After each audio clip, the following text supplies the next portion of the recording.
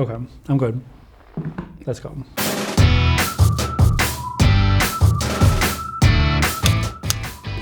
And 3, 2, 1.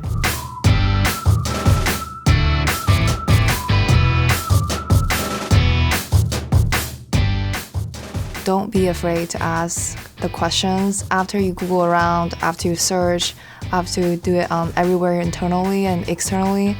Just ask your colleagues, ask the teammates. They're really helpful and friendly, and they can save a bunch of time by just asking that question.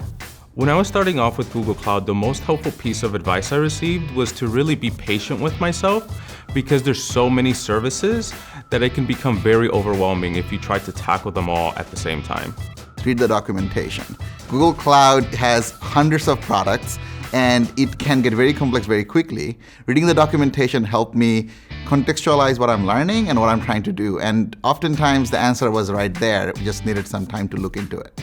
So be patient. There are a lot of different areas of cloud. You've got databases, AI, security, architecture, and not one person can learn it all. So just enjoy the journey. Don't try to learn everything at once. There are way too many products and variations and tooltips and menu items to try to understand every single one. Just go one at a time, or use what you need to build your application and get what you need done.